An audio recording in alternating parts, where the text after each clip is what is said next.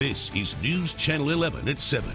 Winter weather returns to the Tri-Cities. Today may be the second day of spring, but you wouldn't know it from being outside. Tonight, Storm Team 11 is in your corner tracking the latest conditions. Good evening. You are watching News Channel 11 at 7. I'm Ann Carter. Snow showers continue to move all across parts of the region tonight. Tracking them all from the Storm Center, Chief Meteorologist Mark Reynolds. Mark, when will the snow wrap up for good? It looks like it's going to end by late tonight, early tomorrow morning, especially in the mountains. I think they'll hold on to the snow chance through about 4 to 5 o'clock in the morning. Otherwise, as we take in that Viper radar, we are watching these little bands of light to moderate snow showers really coming down through Kentucky, parts of East Tennessee. You notice, though, we are not seeing much over the immediate Tri-Cities. Everything is off to our west. Low pressure still spinning around here, so it's pulling that moisture down from the north with the colder air. I want to take you down to the Smokies. Here's where some moderate snow is falling near Gatlinburg, Sevierville, and also into southern areas of Greene County in towards the Flag Pond area. If you're traveling right over the state line, you may encounter some of that snow. And then we take you back to Kentucky. Look at the light to moderate snow showers here. Everything kind of pushing off towards the east and the southeast. And as we show you this as well, we're in more of a snow machine mode, showing you some of the heavier bands of snow. So we're not done with it yet. The higher elevations, again, may pick up a quick 1 to 2 inches for some. Not everybody will see that. That's the highest elevations. The rest of us see on and off snow showers right through about midnight, and then things clear out late tonight, early tomorrow. We're looking at more in the way of sunshine. That's good news. I do want to reiterate a freeze warning in effect for tomorrow night, as overnight lows will be down in the low to mid 20s. And then we start a warming trend into the weekend, and early next week we're talking highs in the 60s. And more on that storm team forecast coming up in just a few more minutes. Thanks, Mark. With winter weather impacting the region, you may get the latest weather conditions, plus school closings, delays, and other schedule changes on our website, WJHL.com. The Carter County Highway Department had a full staff starting very early this morning as they prepared for winter weather headed their way. This video was taken this afternoon in Roan Mountain. Highway Department officials said the snow was really hit or miss throughout their coverage area. So they know where the shady spots are, where more apt it is to freeze versus other places, so they kind of keep an eye on them, keep them checked out. The hills, I think it's the first day of spring, but it ain't much springy weather, is it? It's pretty rough, kind of cool. And crews there were on standby as they continued to monitor conditions throughout the day. Police say a teenager who was reported missing has been found safe. Abingdon police were searching for 15-year-old Tara Salyer. She hadn't been seen since Monday, but this afternoon, Abingdon police said she'd been located and she is safe. Tennessee state lawmakers have postponed a vote on a bill that would legalize medical cannabis. A vote was scheduled to take place this morning, but lawmakers decided to postpone the vote until next week. It was postponed after the bill was gutted with an amendment decriminalizing medical cannabis use for 15 approved conditions instead of legalizing it in Tennessee. We're learning more now about the suspect in those deadly Texas bombings. Investigators say 23-year-old Mark Anthony Condit blew himself up as police closed in on his location. Although the suspect's dead, investigators warn the danger may still exist. Reed Binion has the latest. Investigators searched the house of Mark Anthony Condit, trying to find clues from the serial bomber. But I think there is a treasure trove of information in his house, as well as digital information that should shed light more upon who he is, what he was doing, why he was doing it. The bombing spree terrorizing Texas ended after investigators tracked Condit to a hotel outside of Austin. As he drove from the hotel, police followed and his car ended up in a ditch. When the SWAT team approached, police say he detonated a bomb, killing himself. Suspect is deceased and has significant injuries from a blast that occurred from detonating a bomb inside his vehicle. Austin's mayor says police believe surveillance cameras caught Condit dropping packages off at a FedEx facility.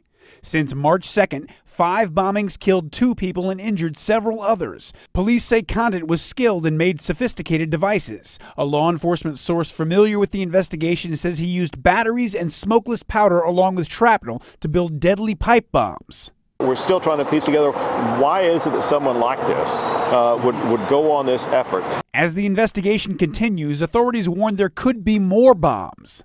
We are concerned that there still may be other devices out there, and we want to make sure that if people see suspicious packages or bags, that continue to call 911 and report that to the police. I'm Reed Binion reporting. Mark Condit's aunt released a statement Wednesday afternoon offering condolences to the families that lost loved ones. Well, Kingsport police are on the lookout for a burglary suspect who stole a gun from a vehicle parked at Walmart on Weststone Drive. Officers were called to the store last month. The victim told police he noticed a man standing by his car.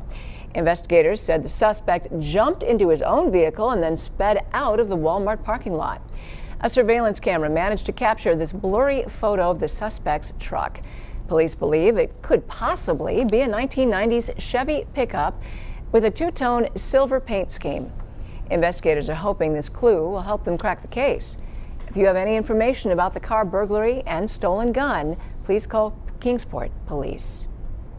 The search continues for an escaped inmate who walked off from work detail. The Hawkins County Sheriff's Office is searching for 26-year-old Tyler Bryan. They say he was on a work crew at the county recycling center when he walked off last week. Bryan was serving time for violation of probation.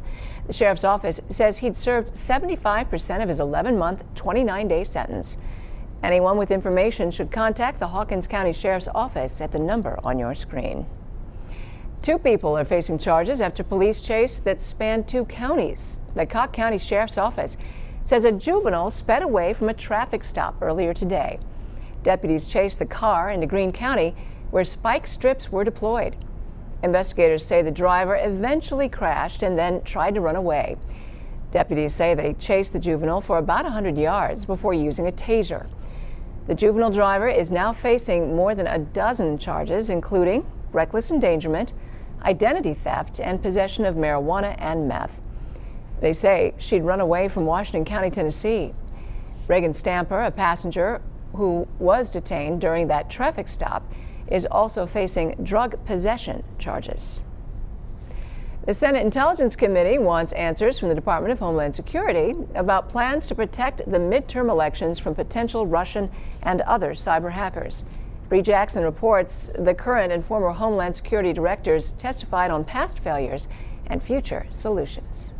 I was disappointed on how the Department of Homeland Security. Senator Mark Warner wants to make sure the Department of Homeland Security is prepared to protect this year's elections. Our main question today is how do we protect the 2018 elections? And the threat is real and growing.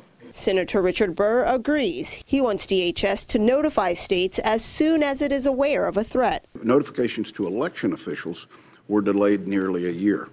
States therefore understood that there was a cyber threat, but not the seriousness of the scope of that threat. Since the election, Secretary Kirstjen Nielsen says DHS is improving how they share information with states and responding to potential cyber threats. The election night reporting, and then, of course, the certification and the auditing on the back end. All of those are potential vulnerabilities. DHS also recommends security clearances for senior officials at the state level to give them access to classified information about threats. Senator Joe Manchin worries rural states like West Virginia won't have enough money to upgrade election systems and make other changes.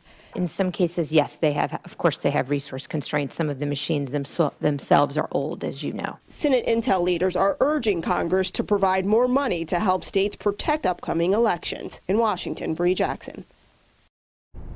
A Johnson City Road is back open tonight after a truck crashed earlier today. This was the scene on West Market Street after a tractor trailer overturned. It happened just before 7 o'clock this morning.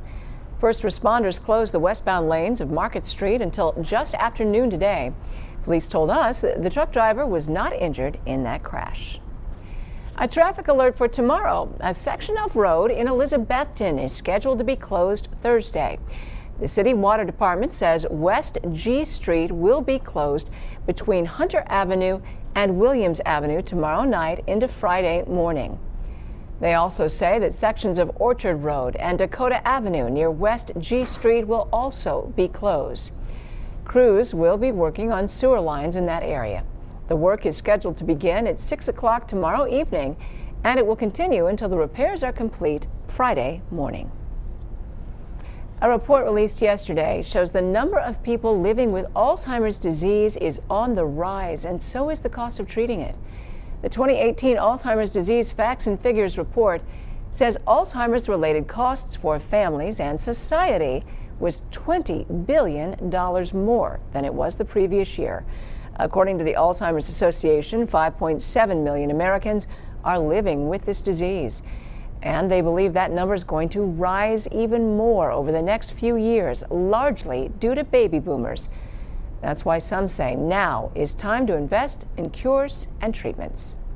If we make the kind of investment that we need to in research now, we will have cures and treatments that can change the course of this disease in the near future. And so this is the time to make those investments so that we can change that trajectory before we even get through the baby boom generation. One of the earliest signs of Alzheimer's disease is memory problems. If you have concerns about you or your loved ones struggling with memory, you are urged to see your doctor immediately.